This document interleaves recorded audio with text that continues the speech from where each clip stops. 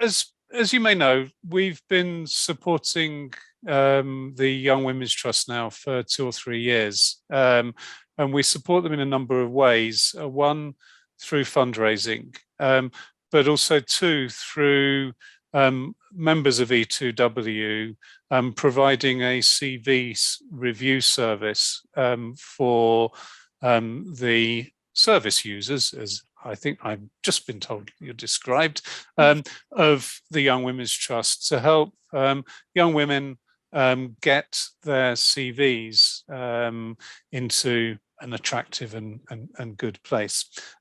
So just in terms of stats, the impact that we've made over the last year is we've reviewed 300 CVs. We've raised £4,923. Katie, I think I'm going to make that up to 5,000 later on, if that's all right. We've had 2 events with the Young Women's Trust, and we've supported over 326 young women in the year. Well, according to the slide I'm just reading, it says we're at 98% of our fundraising target, but I think that's just gone over to 100% because I like 100%. So today we're really delighted to have Lily come and join us, and Zoe. Lily is the corporate partnerships manager at Young Women's Trust, so she's our main contact, and Zoe is one of their service users, so one of the young women that the trust has supported over time. And today, I think, Lily, are you gonna start off with a brief presentation about the Young Women's Trust and then pass over to Zoe? Is that the kind of running order? Yeah, exactly. So Katie's got some slides. Thank you so much, Mark, for that introduction. It's always really lovely to come along to speak to some of your members. I'm just going to get up my notes. So what we're going to do today is just go through a quick introduction to Young Women's Trust and who we are and what we do. Get a chance to hear from Zoe, who has a brilliant insight into our work because, like Mark said, she has been supported by the Work It Out service, but she's also then supported us in loads of ways because we like to get young women involved in everything that we do, and particularly in things like this, coming along to speak. And then what I'm going to do is also just introduce you to some of the techniques that our fabulous coaches use. So it'll be quite an interesting one, hopefully, for you to take away some of those techniques. They're always things that we can all use in our day-to-day. I certainly do. So hopefully that will be really interesting. And then loads of time for any questions as well. So do you want to just go on to, oh yeah, we're on to the next slide, perfect. Sorry, Katie, I'm paying proper attention. So yes, like Mark said, I am the partnerships manager, and E2W have been an amazing support through both fundraising and volunteering. I was just saying a moment ago that I think your volunteering team has done the highest number of CVs of all of our teams, which is fantastic because that side of the service, reviewing young women's CVs, is all delivered by volunteers, so we completely rely on your support for that, which is fantastic. So just very briefly, who we are and what we do. Young Women's Trust, that is us, that's our lovely team and some of the young women that we support as well at our recent strategy day. So we support young women aged 18 to 30 in England and Wales, specifically those who are living on low or no pay. We sort of aim to support those who are having difficulty finding work, and our focus is on economic justice for young women.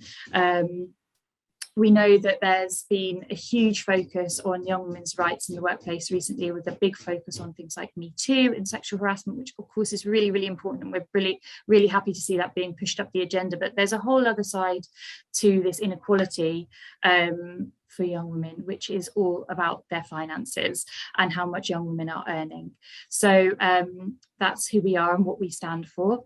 And we have sort of three main elements to our work. So we have work it out coaching and CV feedback. That's our main service that we run and that we'll be talking a little bit more about today. But just so you know, there's also other sides to our work. So we do campaigns and research as well. So we really understand what young women's lives are like. And Zoe's also been a little bit involved with both of those things as well. Lily, I actually follow the Young Women's Trust Twitter account from my personal account, and the like you said, the research and statistics that they post is really, really interesting. Perfect. Oh, great plug. So yes, please do go along and follow us, because we do have some amazing research, and particularly our approach is quite unique. So we work with peer researchers who are essentially young women that we train to go out and do research in their local communities, and with their sort of peers and young women that they know, so that we're getting a really good picture of what young women's lives are like. And it's also a more empowering model of research as well. So yes, thank you for that plug. That's great, and great to hear that you think it's interesting. So the service is what we really want to talk about today, and the thing that ETW particularly support with in terms of their volunteering. So there's two sides to it. There is coaching and there's CV feedback. Coaching is all delivered by professional coaches. So they are employed by Young Women's Trust and they're paid by us. So it's not a voluntary role. They're really sort of highly skilled coaches, and they have these amazing techniques that they use, which really help young women to identify their skills, stay motivated, find work. And Zoe will, I'm sure, be able to tell you a lot more about that. And it's all delivered remotely, so either over the phone or via email. And it's flexible in terms of the number of sessions young women can have as well. So we really want to put all of that decision-making power into young women's hands, and they can decide how best to approach their coaching. So Zoe, if it's okay, I'm going to hand over to you now to talk a little bit about your experience and about coaching and how you found working with Young Women's Trust. Yeah, sure. Thank you so much for having me. And thank you so much for all the work that you do with Young Women's Trust, because, you know, otherwise they wouldn't be able to help people like me and service users like me. So thank you so much, really. I, like Lily said, I do loads of different things with Young Women's Trust, and have done for a couple of years. I'm a peer researcher that she was mentioning before. I'm also part of the advisory panel, which is almost like a board of trustees, but kind of one level down, where we help make decisions about the charity's future. But yeah, for your purposes today, I'll talk about Work It Out, which I've used twice. Used it once a few years ago, and then it was offered again as a result of the pandemic. So I was referred back to it. So the second time is what I'm kind of going to focus on. The point where I sought out the coaching, I was in a really difficult spot in my life. Before the pandemic, I nearly lost my mum, and my partner, who is here now, thankfully, was abroad. So we were going through immigration hell while the pandemic was going. That everything's fine now. My mum's fine. Everything's good. But everything sort of crashed down on me. I didn't really know what I was doing in my career. I wasn't happy where I was in my job, and I just needed a bit of insight, a bit like somebody else to give me an outside perspective on what I was going through and what was going on. So I took some time off work, and as well as going for therapy and all those kind of things that you do, the Work It Out coaching was another bit of sort of my recovery puzzle. And I was lucky enough actually to have a coach who had worked in mental health before. So she had a sort of understanding of what I was going through, but also, you know, really wanted to help me focus on my career and to help me think a little bit more clearly about what was going on and less sort of darkly about where I was in my career. So we did a lot of, and Lily, I'm sure you'll talk about this later on, but we did a lot of work around, you know, looking at maybe an interview that I'd done and saying, okay, maybe you think you didn't do well in this area, but maybe you did well in this area, and really picking out the points that went well, and focusing on that and bringing it into the next interview. Looking at job descriptions and picking out, what the most important points were and really focusing on those. Setting boundaries at work was a big reason that my mental health crashed, and that was another area we looked at. But it just really helped have another perspective come into the room with me to just give me a little bit of someone else's view on what was going on. And I can say that I'm much better now. Things have really improved. And in terms of the actual coaching, since then, I've been on the job hunt for a long time. I have a job. I'm a podcast producer. It's quite a niche area, and stuff doesn't come up very often.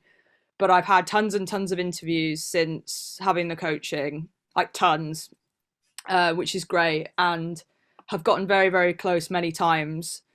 But I kind of think me before the coaching would maybe get discouraged, because I have been looking for quite a long time now, but I've been getting very, very close. So like that's the bit that I'm focusing on. And I can honestly say that kind of methodical looking at what a job description is, what I need to have for it, and what went well in interviews has really helped me in my career in that way. And like I say, thank you so much for being part of it. It's really, really helpful. And I know others who in the peer research that I've done, we've spoken to other young women who have used the coaching service, and they say similar things, or it helped give them a little bit of direction when they were feeling rudderless, and gave them a fresh perspective on things, which is really helpful. I have used the CV feedback service as well. That was a few years ago now. That was super helpful. It's really rare that you actually get someone who sits down and gives time to look at your CV. The kind of services I've used in the past, so many, many years ago, I was on Job Seekers Allowance when it was called that. It's not called that anymore.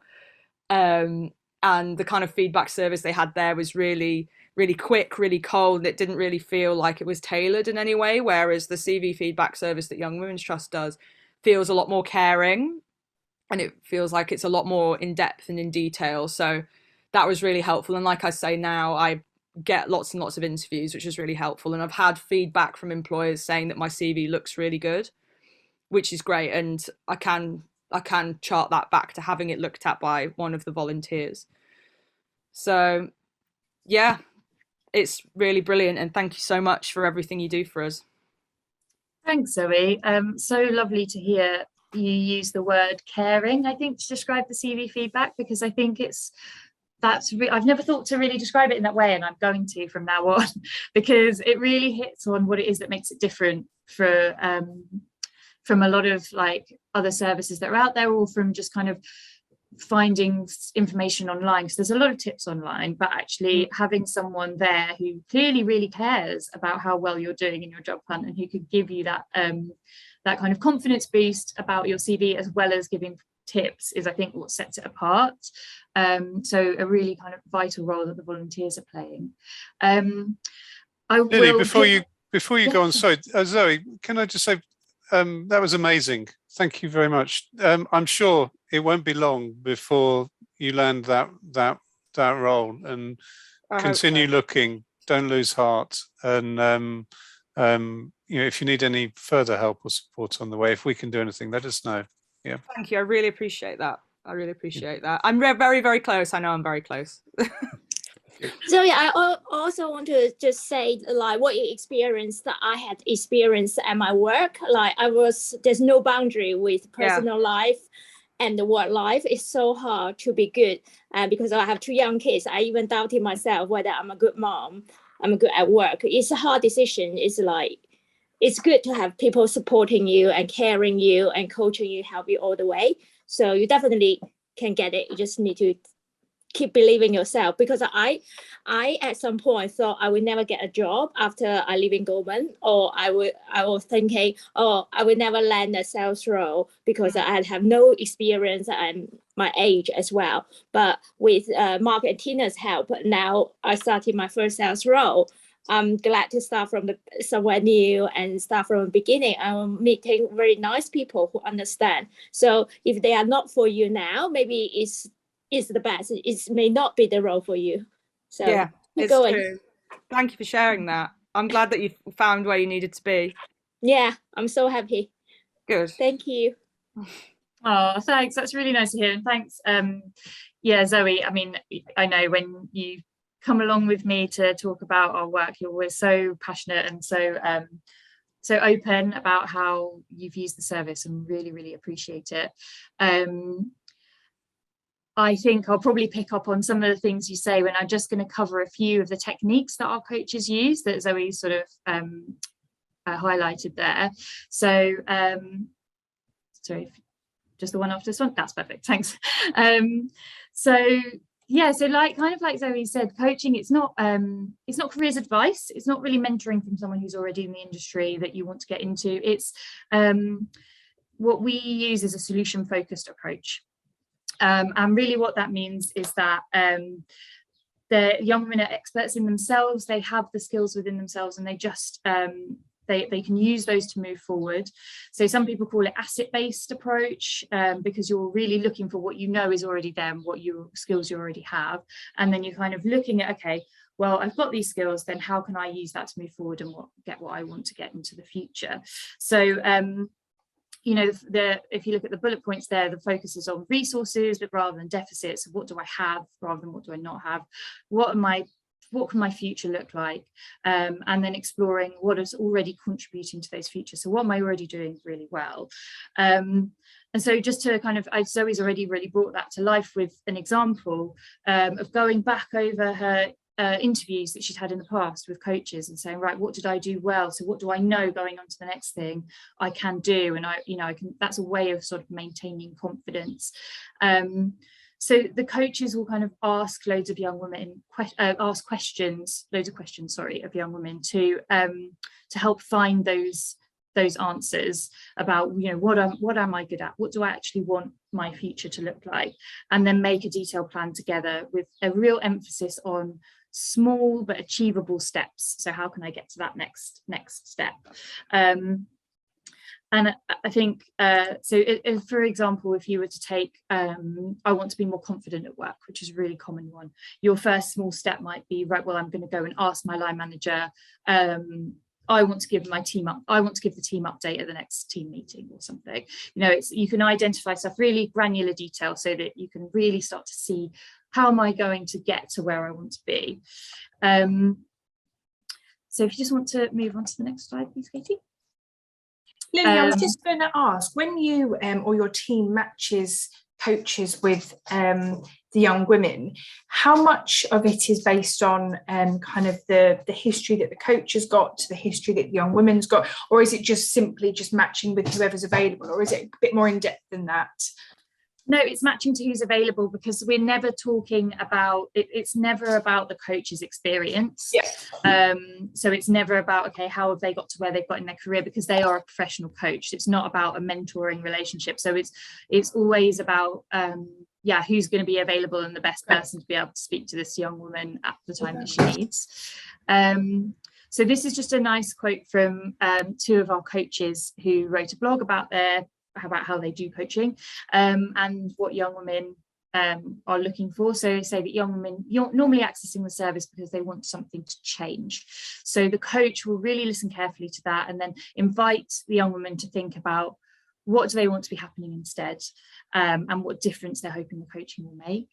And then they'll find out more about what you want from yourself. So you'll work with your coach to find your hidden treasure of your skills, and then take small steps. And then what separates it from coaching from just looking for ideas on the internet is that you can sort of work with your coach to shape that together.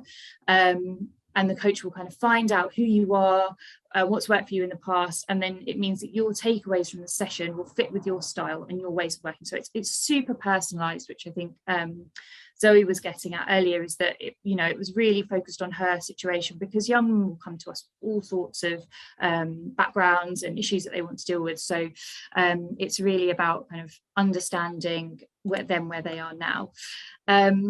So in terms of the main sort of basic questions that we're asking young women, coaches are asking young women, it's, what do you want? What are your best hopes?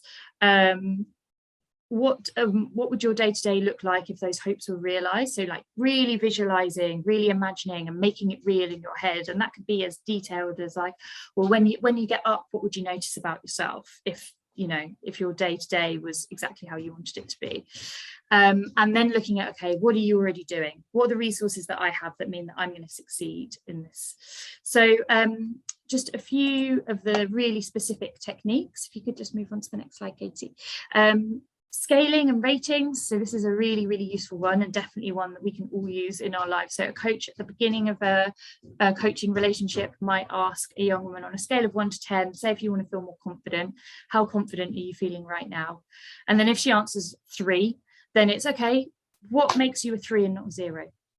So you're not focusing on the 10, you're thinking, right, why am I not 0? What am I already doing?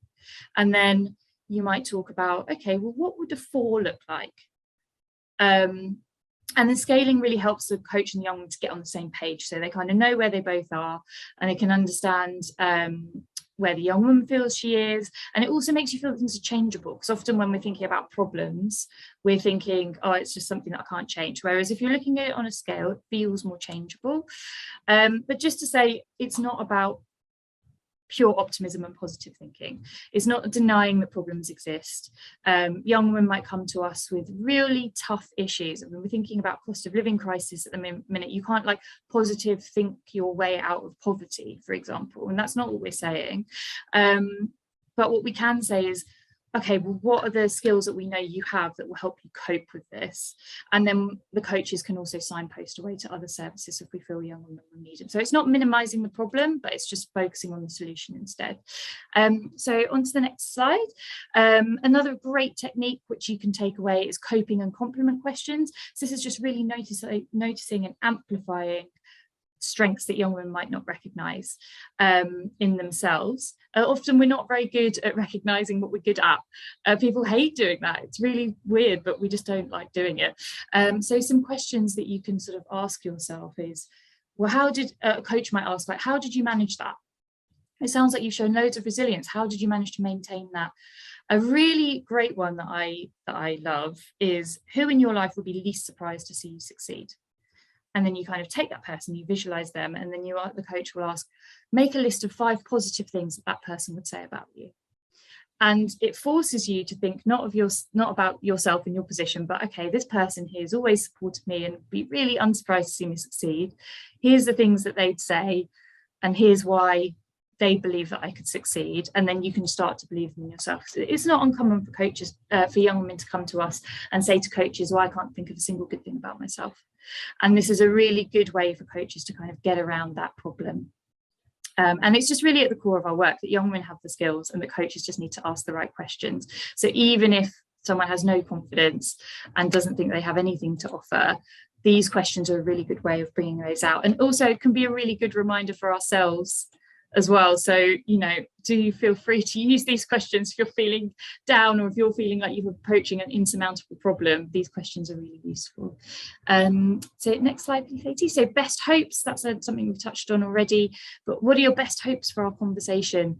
That's a one that coaches will often use at the beginning. What would you notice about yourself if you if you were able to kind of overcome this problem, if you were able to say become more confident? What would other people notice about you? And it's about the idea there's always a better way, and how can we look on at the future and not on the past? These are things that you can always use, say before a difficult meeting or something. Think about, like, what are my best hopes from this, to make sure that we're coming towards like a really hopeful, kind of useful conversation. Next slide, please, Katie. The miracle question. This is lovely. This is a really powerful technique because it helps the the user to imagine the life without the problem. So, like, what if you woke up tomorrow and you were the most confident person, or you had a job that you found fulfilling? What would you notice about yourself? So it's really nice because it's sort of feature focused, and it opens up our minds to more possibilities rather than focusing on what's holding us back. Next slide, please. Yeah. And then finally, coaches will help young women to build a plan for the future. So we'll do that together. So it will be focusing, like I said, on really small changes. What are the small changes that you could make tomorrow that would show that you were kind of moving up a point on that scale? And coaching happens at a young woman's own pace. So you can have up to 6 sessions with a coach, but you could choose to have 2 because you're prepping for an interview.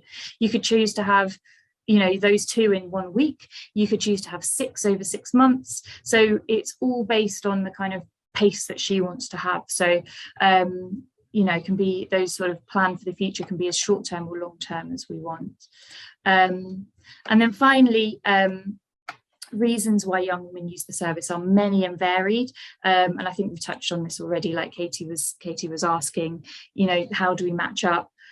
Coaches are really skilled, and they'll be able to kind of come to a young woman at wherever point she is in her career journey or in her life, and talk to her sort of about her issues and what she wants to achieve.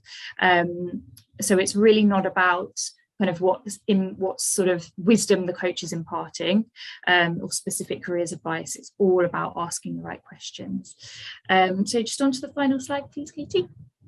So just a quick reminder that these are all techniques, and we've just done a quick whistle-stop tour through them, but these are all techniques that you can use. Self-coaching is a great thing to do. Sometimes just take 5 minutes before a meeting, before the start of a new project. Think about what your best hopes are. Coaching others as well, if you have any line management responsibility, like using coaching questions to have careers conversations can be really helpful, and problem solving as a team as well. So identifying perhaps your team strengths and how you're going to use those to overcome problems. We've done that in our fundraising team, and it was a really helpful exercise. We've also, as an organisation, we have coaching questions built into our 360 review process, into our appraisal process, and it just really helps to keep things constructive. So I hope that's been a bit of an insight into what coaching actually is when we say the word coaching, because it can feel a little bit I guess vague. You don't know what lots of people say coaching mean different things, but hopefully hearing from Zoe and hearing some of those techniques has been helpful.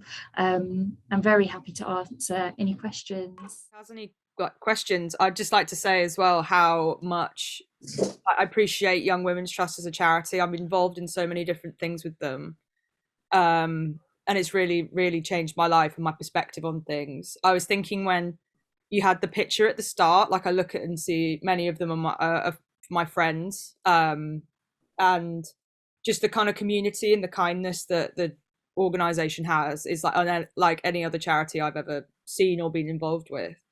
I know it changes so many people's lives and puts us right at the heart of everything it does, and it really means a lot to me, really does. Oh, that's lovely to hear. Thank you, Zoe.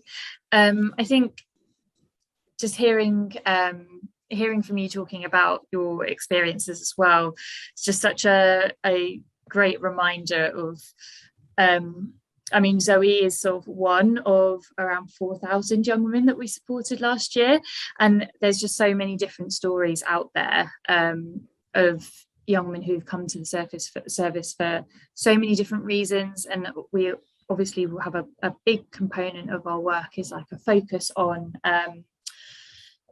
getting into work, but there will be young women who come to us who, for instance, can't work because they have caring responsibilities or because they have disabilities that prevent them from working, and who are using the service for sort of well-being support and to actually find a way forward and to feel, you know, like they have a purpose and that they're feeling less stuck in their lives. So there's so many different reasons why someone might come to use the service, and yours is also an example, I think, Zoe, of where you've used it twice. So, you know, you've come to it initially for one reason. Actually, then we've had the pandemic and everything sort of, we did, like you said, we went out to all of the women in our networks and said, you can use it again during this difficult time. You're very welcome to. And that actually, you know, these are techniques that can be used throughout your life at lots of different stages. So, yeah, really lovely to hear from you. Lily, you mentioned the pandemic there, and obviously we've now got the cost of living crisis, as it's being called. What's been the impact on your service users of COVID? And are you seeing impacts due to the cost of living crisis? Yes, so young women tell us that they're really anxious, as you'd imagine, and sort of dread thinking about their finances. We are in the middle of reviewing the statistics from our latest annual survey, so we do one every year to understand young women's lives. I think, Zoe, have you been involved in that actually, doing some of the research for that as a peer researcher? I don't think with that one, no. Okay, so the annual survey, yeah, just gives a picture of what young women's lives are like in the UK. And I know that from that, just some initial findings that we were looking at yesterday, particularly young mums are being really affected by the cost of living crisis. And we know that I think it was around 75% just say they're living in absolute dread of their household finances and just don't know kind of how they're going to feed their children. I know that it's also the pandemic obviously has a huge financial impact on young women. And it was more likely that young women were going to be out of work because it was the services, it was their industries that predominantly closed down.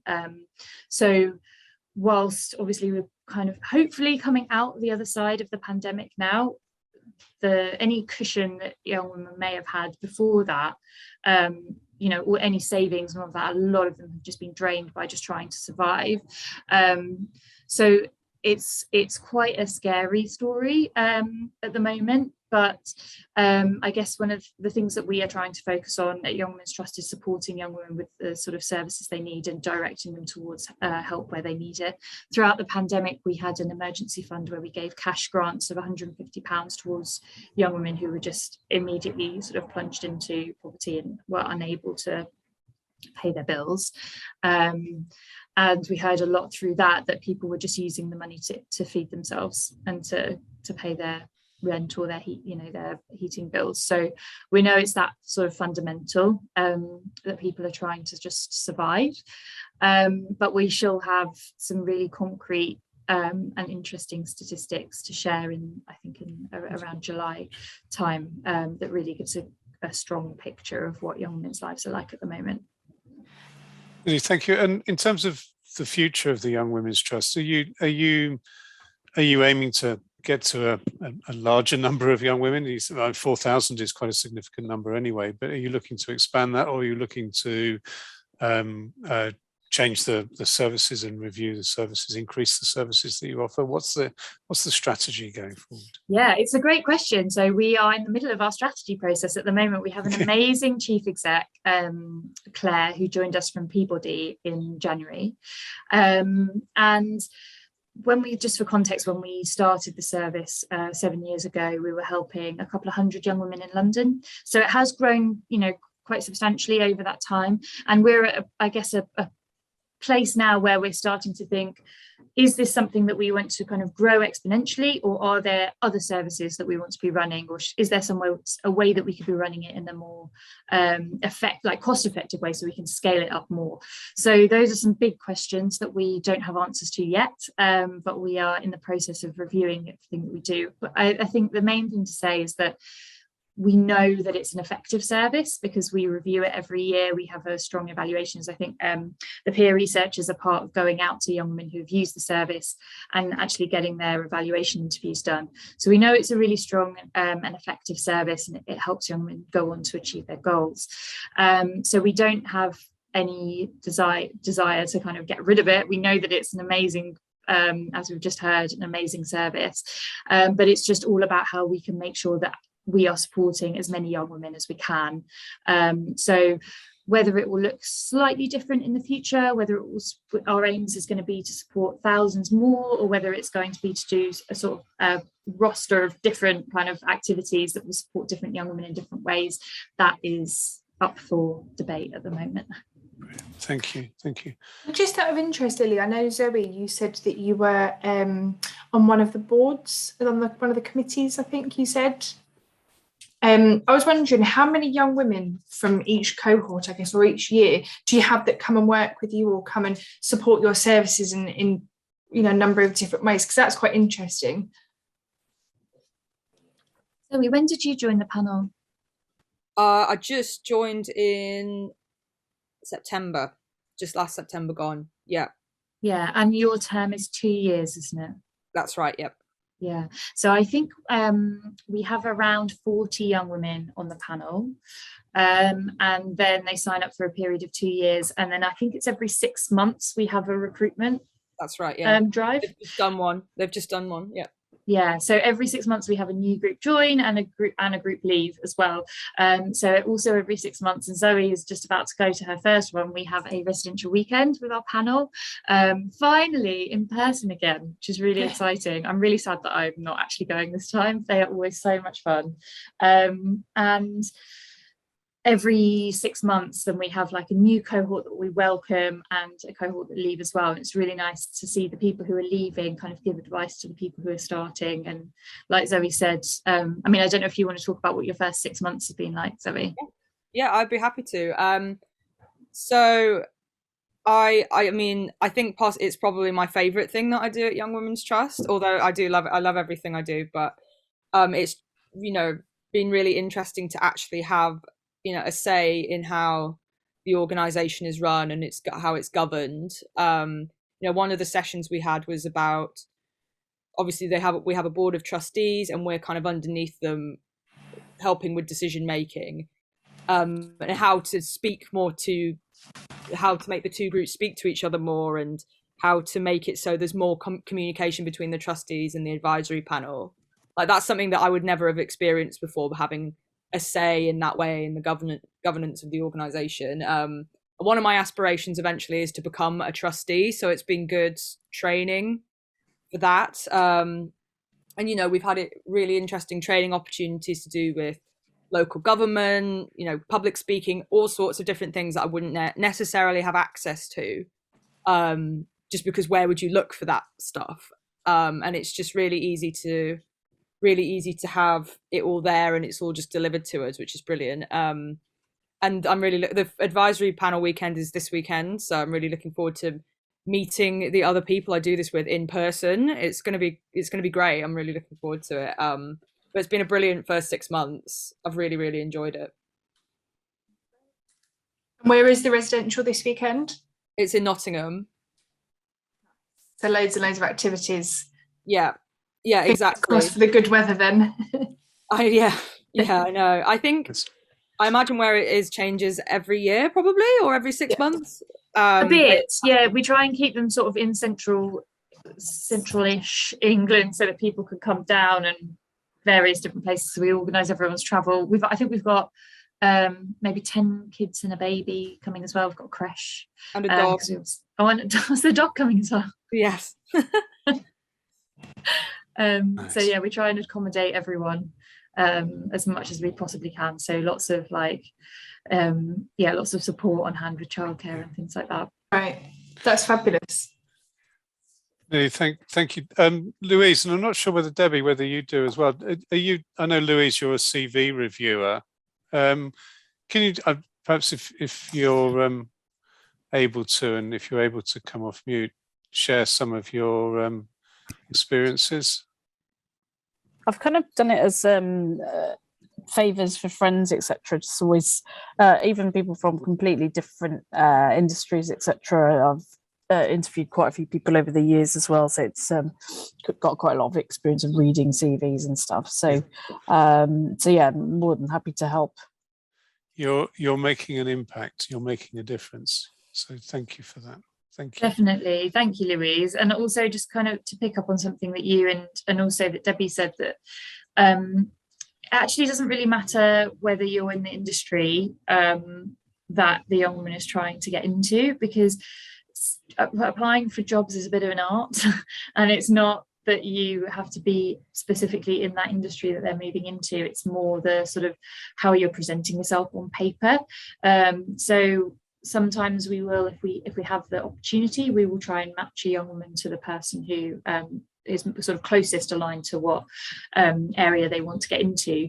But sometimes it's not always possible, and actually the CV feedback volunteers do an amazing job of giving really detailed feedback, whether, you know, they're reviewing someone who wants to be a graphic designer or a lawyer or, you know, work in TK Maxx. Like, all of these different things is something that a CV feedback volunteer might come across.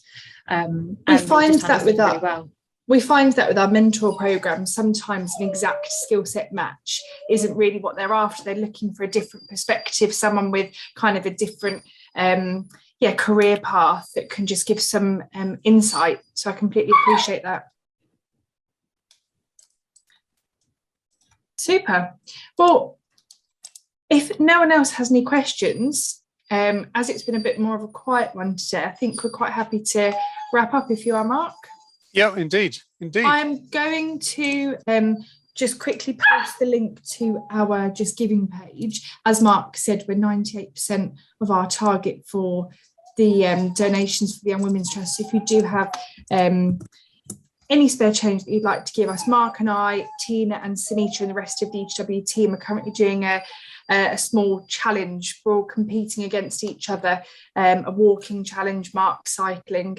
So if you do have any money to donate to us, that'll be fantastic. Thank you.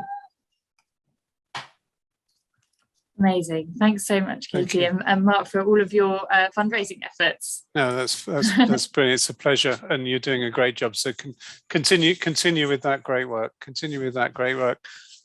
Katie, we've got some things coming up. So next week on the 17th of May, we've got Carolyn Schroner.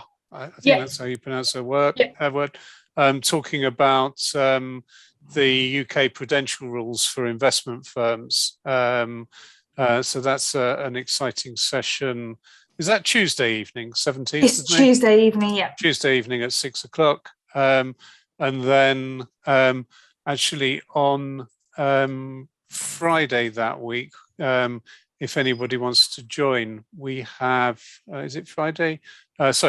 Tuesday evening, it clashes with the Caroline Schroeder. So we've got the Men for Inclusion regular session, talking about being woke, and whether woke is a compliment or a derogatory term. Come along and join that. And then our next coffee break, just going around the website here, is on the 25th of May, when Adele Armstrong will be talking about benchmark data and crypto trading platforms, which you can tell I know absolutely nothing about and will find really interesting. So listen, hey, keep up the sport, come along and join us. And hey, invite some friends along as well. It would be good to have a few more people join these calls again. But just leaves me really to say, Katie, thanks for the great work that you do in promoting the Young Women's Trust and motivating us all to do challenges and keep talking about this important subject. Lily, thanks for all the work that you do at the Trust. And Zoe, you'll get that, you'll learn that role very, very soon. I know, I can feel it. So go and do it. And thank you for coming along today. Thanks for joining, everyone. Thanks, everybody. We'll see you soon. Thanks. Thank you.